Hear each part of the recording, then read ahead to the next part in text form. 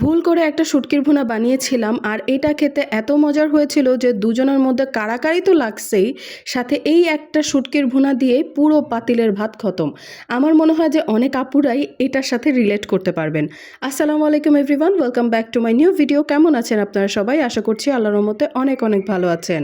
আসলে আমি কোনোদিন হ্যান্ড ব্লেন্ডার ইউজই করিনি, যার জন্য আমার জানাই ছিল না হ্যান্ড ব্লেন্ডার কীভাবে ইউজ করতে হয়। এজন্য রসুনটাও আস্তে আস্তে রয়ে গেছে, শুকনা মরিচটাও কেমন আস্তে আস্তে রয়ে গেছে, মানে সবগুলো আধা ব্লেন্ডার হয়েছে আর কি।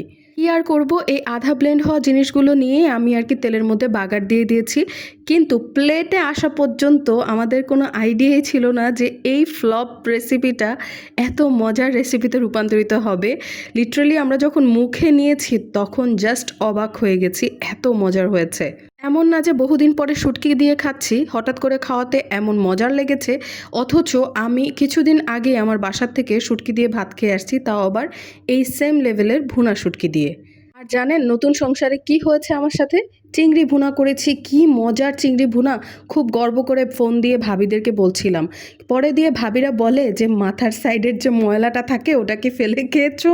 আমি তো বাবা কোনোদিন চিংড়ি কুটিও নি, জানিও না। আর এই প্রথম সংসারে যেমন তেমন করে চিংড়ি কোনো মতে আমি রান্না করতে পারি, জাস্ট এতটুকুই রান্না করে দিয়েছি।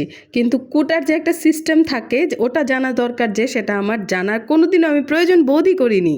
চিংড়িগুলো যদি আরেকটু ছোট হতো তাহলে কিন্তু কোনো প্যারাই ছিল না, যেহেতু একটু বড় সেহেতু ওগুলোর মধ্যে তো ময়লা ছিলই। এখন আল্লাহ আমাদেরকে রক্ষা করুক, আমাদের পেট বাঁচাক, এটাই হচ্ছে দোয়া। আর এদিকে সেদিন বিকেলবেলা ফ্রেন্ডের সাথে বেরিয়েছিলাম, অ্যাকচুয়ালি দুপুরবেলায় বের হওয়া হয়েছিল, অনেকটা টাইম না খেয়েছিলাম। তো বাসায় আসার পথে অনেকটা রাত হয়ে গেছিলো, মানে 9টা প্রায় বেজে গেছিলো। বাসায় আসার পথে এই কাটসু প্লেটারটা নিয়ে আসছি, কিন্তু ওদের ওখান থেকে যদি বাসায় পার্সেল নেন তাহলে হচ্ছে প্লেটারের দাম আরও বেড়ে যায়। যাই হোক, আলহামদুলিল্লাহ প্লেটারটাও মোটামুটি ছিল, দাম অনুযায়ী বেশ ভালোই ছিল, খারাপ ছিল না। সবাই ভালো থাকবেন, আল্লাহ হাফিজ।